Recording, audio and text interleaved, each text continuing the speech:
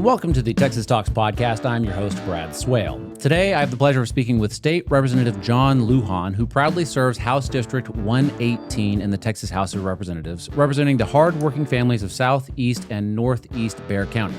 First elected in 2016 and re-elected in 2021, Representative Lujan brings decades of public service, business experience, and community leadership to the Texas legislature. Representative Lujan, how are you? I'm doing well. Thank you, Brad. I'm excited to talk to you. I appreciate it. You're doing this an early Monday morning, which is always, all I can say is thank you. It's you're taking time out of your busy day to do this. Oh, you're welcome. And right now, I'm so excited to be be here. I might be a little upset with you late tonight if we have to go late. I'm really tired, but right now we're good. You can't blame that on me. Yeah. That's part of the job now. Yes, so you have a history of service. You were a Bexar County Sheriff's Deputy for 5 years. You served 25 years as a San Antonio Fire Department firefighter, and now you're a state representative. I mean, it seems like service is just sort of, it's your mindset. It is. I really enjoy service. You're right. It started at a very young age, and then if you want to be a servant, San Antonio Fire Department's the way to do it. Because you're constantly helping people. And then I also had a reputation. Some people liked it, some didn't. That I'd go even to the hospitals to visit victims of that we pulled out of a car or suffered in a fire or things like that. My family was always into that service, and sure. And we just and then I have 5 boys, so I want to instill in them the importance of giving back and making a difference in people's lives. And I know it sounds kind of corny, but it's the truth. I really live by that. I don't think it sounds corny. I think that that's it. We need people in the world that are about service. That's right. Nothing corny about that, for sure. It's great. I'm curious why people would be. You said that going and visiting the victims in the hospitals, some people liked it, some people didn't. Why wouldn't people like that? I think it's because it was different. A lot of times when you get into service, especially in the fire department, you compartmentalize things. You see something. I remember this is a distinct story. I was in the department maybe 3 weeks, and we made a house fire. We were a second company in.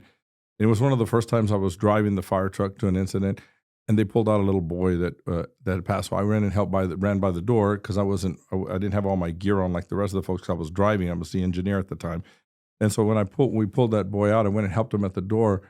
He had passed away, and they worked on him, but he passed. And I remember getting back to the fire station and seeing everybody just, hey, okay, give me this, and they finished their cooking because they turned the stove off, and it was like normal, and It bothered me. I said, man, I just was with the boy that passed, and I remember calling my wife saying, this job's not for me. I don't think I can do it. And then I had a friend of mine there at the department says, no, these are tough, but you learn to adapt, and I did, but it just always it affected me really hard, really early, and so after that point, I wanted to be a difference maker. So I'd say I didn't know very many, and I would usually take them with me to go visit folks that we had seen, or I always referred them to pastors in the church or people that can go visit them and help their lives out, especially in that time of their life. Yeah. So I definitely want to talk about, policy and the 89th Texas legislature, some of the bills that you've authored and sponsored. But before we get there, you have a video on your social media, and it's a harrowing story for sure, but it ends with the message of the power of forgiveness. And I just wanted you, because I think it's an important message, doesn't matter, politics aside, the power of forgiveness. And, I mean, maybe that's something that I need more in my life for sure. Can you just expand on that? Why is that important? Yeah, when I first was elected in 2016, first of all, I have a real tough district to win. And in 2016, when I ran, I won a special election, didn't win the general that following time. And then so when I ran in the next special election, I won that. And then it was going to be a real tough to win the general. So I won 2 specials. I didn't want to be the only guy in the history of Texas to win specials and never a general. I'd be a footnote in Texas history. It'd be a trivia question. And so, but one of the things that my campaign team had come to me and they said, hey, we want to tell this story that happened in your life about you. And I kind of kept it personal, although I would share it at churches and places where I teach. I work with a lot of young people. And anytime somebody had problems with forgiveness, I always shared that story, but I never shared it publicly. And when we were discussing it, I said, I'll do it if we can get the message of forgiveness out there, because forgiveness is very, very powerful. I had an incident where they broke into my apartment. And I had my first son. It was my only son, 13 months old at the time. And it was the second night we had put him to sleep in his own bedroom. And and about 3:30 in the morning, someone breaks into my apartment. And when he breaks in, he could see my wife and I through the door, sleep in the room, and he grabs a steak knife. He opened up one of our drawers and pulled a steak knife. And the only thing we could think was that, like I said, it was my son's second night in his own room. My son started crying. And so he just kind of went in that room to shut him up. And we had a monitor in our room. And, I'm a heavy sleeper, so I don't hear him crying. My wife wakes up right away and she hears him crying, and she's listening, and she goes, I'm going to let him cry a little bit. Maybe he'll go back to sleep. Then she heard him choking. And she said, no, that's not right. Something's on a blanket or something. So she gets up, she goes to the room, and she sees someone standing over the crib. Of course, naturally, she's thinking it's me, and she says she's in that brain fog. And he turns around, and he looks at her, and she goes, what are you doing? And then she realizes, man, he's a little taller than me. He's got long hair. And he starts walking toward her. So she just starts running back to the bedroom, screaming, John, they're stealing the baby, stealing the baby. She's screaming with hysteria. And I have a gun underneath my mattress. At this time, I'm in the sheriff's department. And but I didn't even think about the gun or anything. I just heard stealing the baby and the hysteria and the screaming of her voice running to the room. And that just, man, I jumped up. This part I don't remember. She said we met at the doorway, and that I hit her kind of hard, just kind of moved her because I thought somebody was stealing the baby. And I go there, and I remember seeing somebody at my front door messing with the door, trying to open it, and then he takes off. And in my mind, I'm thinking he's got my son with him, and he's going on a car to take off or something. So I'm chasing him, hollering, and I realize that he doesn't have my son, and I'm running around a building, and then they had the sprinkler system on, and he slipped and fell, and I caught him. I did everything I could. I had blood all over me. I had broke his nose, and I'd cut his forehead, and I put him in a chokehold. And I remember him choking out, and I just said, you know what? 5-10 more seconds, and he's dead. And I said, no, control yourself. You caught him. He's a burglar. And then, I was very angry, and then whistling for help. People started coming around, and that's when some guys came, and I was threatening everybody because I didn't know who was his friend or not. And I'm just, everybody stay away, and, call the police. Well, two of the guys that had ran off, they came back around, and they had my Sam Brown, my gun and everything. And so I remember getting that and putting the handcuffs on the guy, and I get up. My son, in fact, just a couple of weeks ago, turned 40 years old. This is him. So it was that long ago. And when the guy came around and I put the handcuffs, I stand up, and I'm trying to catch my breath and what's going on, still trying to really wake up. And the guy tells me, your wife's full of blood. And I said, he cut my wife? I said, what? And the other guy goes, his partner that was with him says, no, he cut your son. He says, your son's cut. And I thought my son was dead. Yeah. And I remember pulling out the gun, and everybody, hey, he's got a gun. And it was like slow motion. And I remember looking at this young man, and he's looking at me, and his hair stuck to his face for the blood. And it was a really surreal moment. And I looked, and I said, man, I was trying to pull the trigger. I was so angry. And then when I heard my wife, John, and she's running down this pathway, and I see the ambulance coming down the long driveway.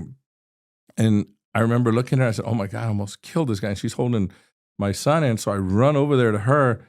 And when I get him, he's got all his throat. He's got 3 slashes, and you could see the puncture wounds. Yeah. And I was just in shock. And he wasn't even crying. He was just, he was like just in shock. And, I didn't know what was going to happen. And then she just took him and ran to the ambulance. And I'm standing there. Like I said, my son's 40 years old, so I was a lot thinner than I am today because I just had underwear on. I had socks, shoes, nothing on. I remember jogging back to my apartment, putting on some clothes. I remember running back out there, and I kicked him, and then the police got me and put me in a car and took me. And long story short, it was horrible. And I'd say the next year before court, there was just a lot of stuff that I went through, and we almost got a divorce. I was a horrible father, horrible dad. Because I was just so angry at everybody. I was angry at the world. I'd see people happy, especially young guys, and I'd just get mad, and I'd go look like, hey, somebody has to pay for some of the pain that I had. And it was real difficult. And it was my It was my dad when we went to court. He says, you know what? You're going to have to forgive this guy. He goes, you just, and I said, Dad, I can't. He goes, man, you're a happy-go-lucky guy. You're always playing around. You're always joking. He goes, and then he said this in front of my wife, in front of my brothers and sister, everybody at courthouse. He goes, you're a horrible dad. You're a horrible father. That's tough to hear. And I'm thinking, man, and I'm thinking I'm a good father because I'm so angry at what happened to my son. But that didn't make me the good father. I was really, I was a horrible husband. My wife would tell me, I can't take this anymore. We're going to get, I say, well, go, what's holding you? Go. I didn't care. I just didn't care. So when we were there, my dad says, you're going to pray and you're going to forgive him. And he goes, but you're going to seriously, sincerely forgive him. And I'll never forget, my dad says, you're going to do this not for his sake, but for your sake. He goes, we weren't created to have this anger and hatred that you're carrying right now. And he was right. And I couldn't, I was at the end. And a lot of times when you get to that bottom of the barrel, I knew it was there, but I didn't care. I didn't even want to get out. I was functioning that way. And I don't know, I felt just, but it really is so wrong. But I remember we were there at the courthouse. We prayed. I truly forgave him. And it was like, you can read it in a book, but I felt a weight lifted where I could breathe again. Yeah. And then, Brad, I'll be honest with you. I looked at my wife and I just felt instant guilt of the type of husband that I had been to her, and I said, "This is wrong. This is just bad. I need to change." And asked her for forgiveness, and it's a tough thing to go through. The cool thing is, I've been able to share this story with so many people that can't forgive and that are holding on to things. And if you hold on to it, it's messing you up. You cannot, and this is my opinion, I really believe you can't have a true relationship with God if you have all that unforgiveness in your heart. And I'm living proof that if you deal with it, man, you can live a lot more happier. Yeah. And it put a new perspective on the way I do things and the way I act and the way, even, everything. It dictates the rest of my life on that. So it's a tough time to go through. Yeah, well, I mean, I've never been in a situation like that, but as you're telling the story and, the power of forgiveness, I'm trying to think about, man, there's probably a lot of stuff that I need to forgive for, and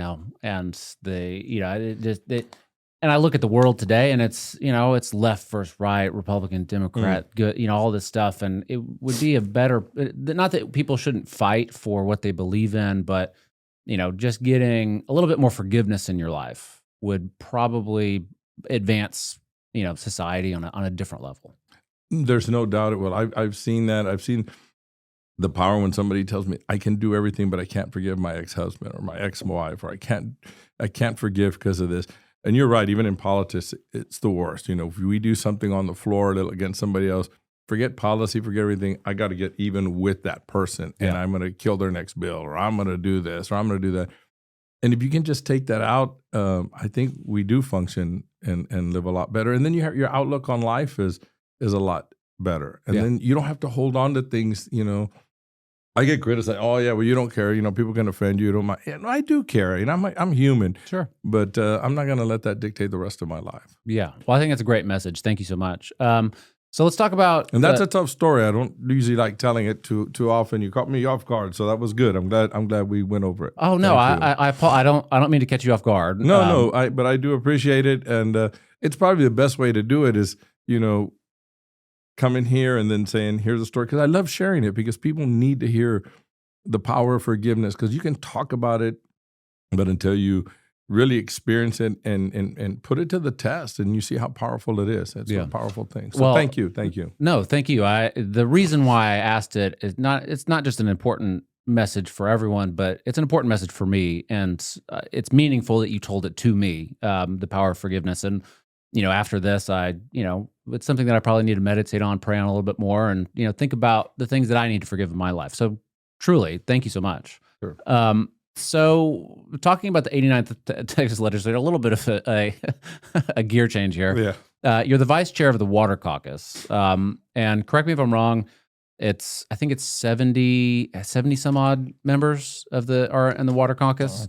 Educating lawmakers and promoting water as a priority during the legislative session. I guess I just wanted to see, talk to you a little bit about that. Water is not like, say, I don't know, education. where everyone is thinking about education, it affects our daily lives in a way that, I send my kids to school and then school choice and vouchers and all this other stuff. But it seems like water is such an important issue that I see legislators talking about it, but I don't see regular people talking about it very much, like I do, say, SB3 or vouchers or whatever. So, what are the water issues? Why is it so important? Well, water is very important, mainly because of the growth that we're having here in Texas, and we're seeing that. And you've got groundwater, you've got aquifer. So even though the Democrats and Republicans can come together when it comes to water issues, then it begins to break up when you become into regions and where's water coming from, who's getting the water, and then you got rule, upset with the cities for leaking pipes and wasting water. Yeah. And then you've got agreements that were made a long time ago when you didn't have a water crisis that, look very good today, which, or bad for some cities today where it didn't look that bad years ago, but now it is because we have this water crunch. What I'm real proud of is the investment that's been put in the Water Caucus. Stan Kitzman is the chair of that committee and just doing a phenomenal job. The challenge is the different parts of Texas. We all know that we need to have water solutions. It's just what do those solutions look like based on where you live in Texas and the needs. So yeah. Those are the challenges that we're facing. Yeah. So I know that infrastructure is a big issue for the Water Caucus. What is the state of Texas water infrastructure? We think about, I get water out of my sink at home. Like, What are you talking about? The infrastructure seems fine. Yeah. Can you imagine if we had to do any rationing or anything? Tell me that wouldn't be number one in everybody's mind. You're right. I get up in the morning, I just turn on the shower. I've got water, right? Yeah. And I'm thirsty. I put the faucet on. I drink water, and that's not a big deal. We're blessed that we live in the society today, but we really have to protect it. And I'm real proud of the legislature looking at that and doing things. But it's like a lot of things. We start off really well, and man, these are well, and then all of a sudden you get bogged down by all the everyday meat and potato fights that we're having, especially a lot of things that are taking a lot of time, and those kind of things get put on the back burner, but we got to keep those things in focus because we got to deal with it. And we've made some pretty good investments. There's some really good policies going around, and then there's some really policies that are kind of tough, but that's what we're supposed to do there at the legislature. Yeah. So let's talk about HB 2048, the companion bill, SB 728 with Democrat Senator Nathan Johnson, past guest on the show. I know that, so this was your bill. I know it didn't make the deadlines, which, that happens. But I think it's safe to say that people didn't expect it to go this far. Basically, it's a bottle deposit refund system. And I spoke with Raymond Robertson out of Texas A&M about this on the show. And the gist of it is, 5 cents, 10 cents, whatever the number is, you can take that back to the store, give your bottle back. They'll give you that refund. Why, we got our rivers, our streams, our waterfronts, plastic all over the place. We're importing trash from isn't that crazy? China and Mexico. China, Mexico, Canada, bringing in trash.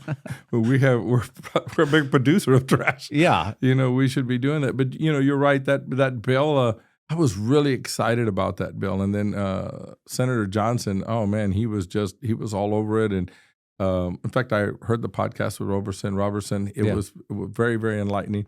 I was really proud because we were on a fast track with this bill. And man, this is the first bill that's been voted out of committee and placed in the House General Calendar. It's the first one, and I was really excited about that. I know there was also another bill, a big recycling bill, but I really thought I was going to be able to take this one across. But man, when you start to get into recycling, and this really bothers me too, because this should not be a partisan issue. This is a bipartisan problem, you know.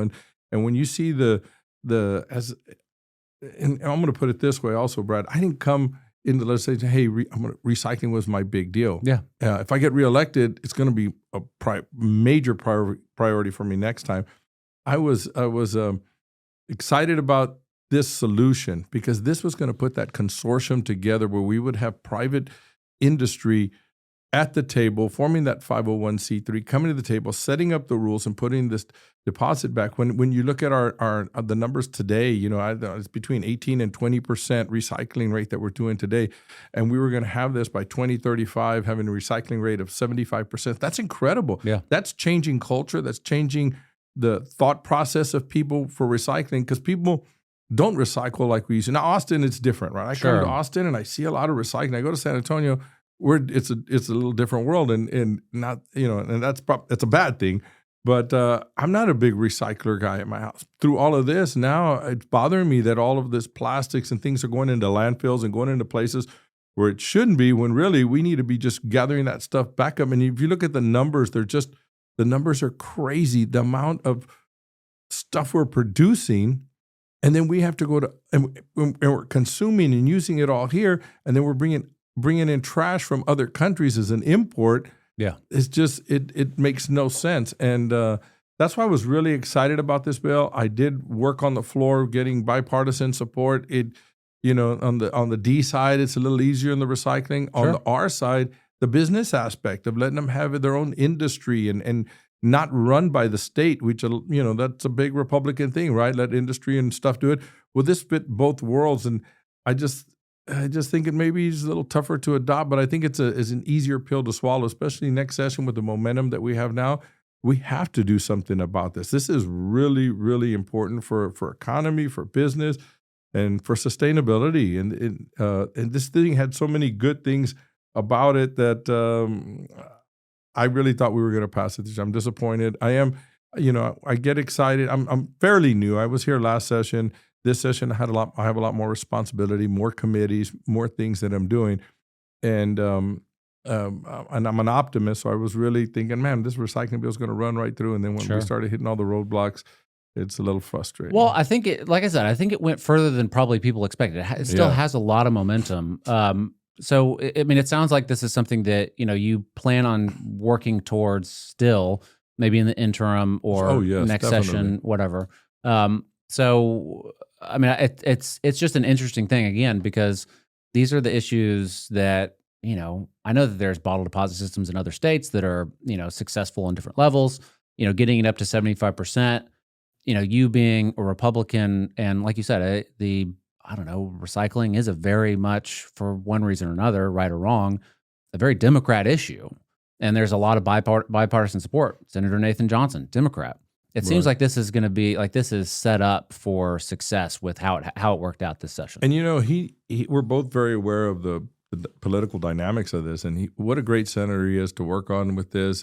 He's got a passion for this, like I do, and we hit it off very well, and we became friends based on this one bill.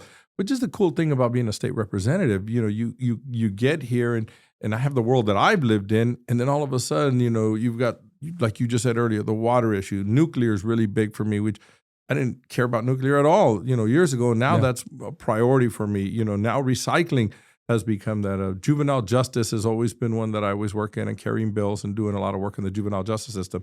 And I love that arena. But I'm just seeing so many different things and so many different needs, and then prioritizing those. And what I like to do best is network and negotiate with people. So making sure things that I feel are done the right way with the best interest for Texas and the citizens, and it's really interesting being in this seat. It really is. I'm really enjoying it. I didn't grow up being a political guy, but now being here with past experience and life experience that I have, I think God has put me in the right place for this moment. Yeah, for sure. So. I mean, you mentioned nuclear, and I hadn't planned on really talking to you about it, but it would be awesome if we, had cheaper, more abundant energy. And it seems like nuclear would be, I don't know. It seems like it's one of those issues that's on the rise, similar to water, similar to recycling, and I don't know, is that something that's down the line? Is that 10 years from now? Is that next session?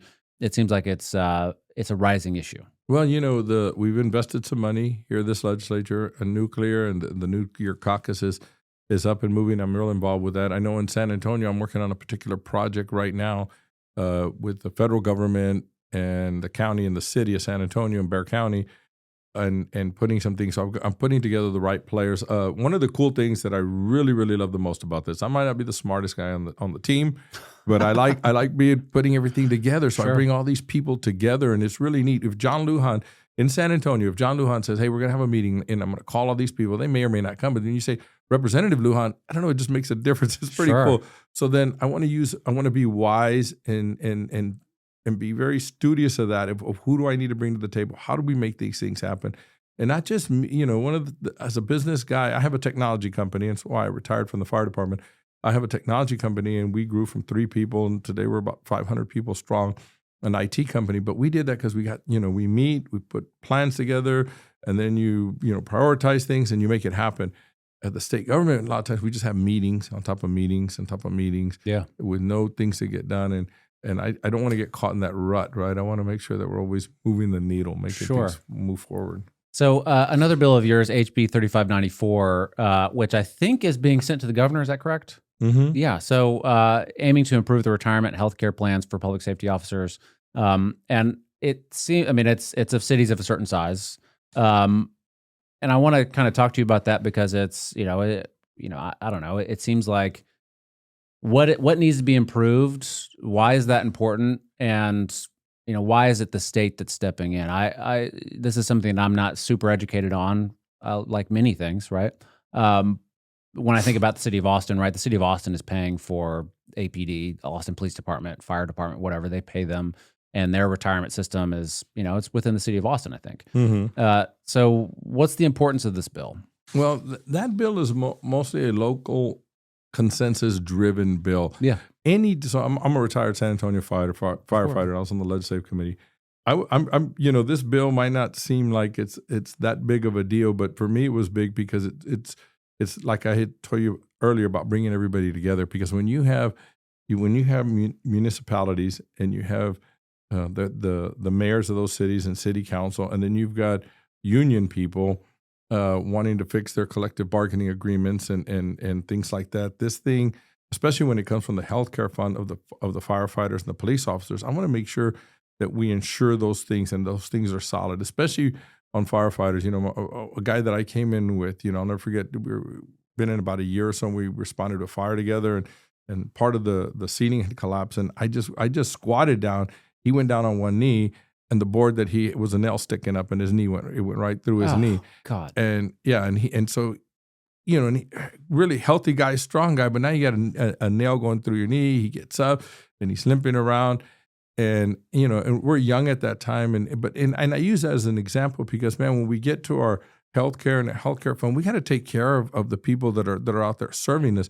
And there again, this is more of a Democrat issue, but they come to me for it because we have a Republican caucus. So I think it's important on me that because we have a Republican environment there at the Capitol, and this is more of a Democrat issue, I want to be responsible too and do the right thing. Yeah. And I was real proud of this bill because it might not seem like a big deal, but when you can get the mayor of those cities, the union officials, the workers, everybody together to agree on this, and then doing that from multiple cities, all that come under Chapter 174 of this, which there's probably like 8 or 9 cities, that's a big deal. Yeah. That just doesn't happen very often. But it's not really glamorous or anything, and people don't brag about that. But to me, it's good because it's for the working men and women from these big cities that are under Chapter 174 of the code, and I just think it was real important to them, and they're real thankful for it. And anytime you have a bill where not everybody's truly happy, but they're all okay, then that's pretty good. Yeah. Yeah, I'm glad you brought up the idea that it's not glamorous. I think that a lot of times in politics, there's too much chasing after glamour. And Right. it's the little things that really affect people's lives. Surely, I know the SB3, there are exceptions for sure, but this chasing after like really big stuff and ignoring the small stuff, bills like this are going to change these firefighters' lives and really, maybe even attract new, more quality people. Yes. It's a big deal. It is a big deal for them. The other one, since you brought it up in that context, was a House Bill in 1988 that we passed, and I really like that one. And it's called a credible messenger bill, and it's a simple little thing. Again, I went during the interim. I was on the Juvenile Justice last session, and because I was the vice chair of that committee, I really loved it, and I love juvenile justice work. And I thought, man, I do it at a local level in San Antonio, especially on my side of town.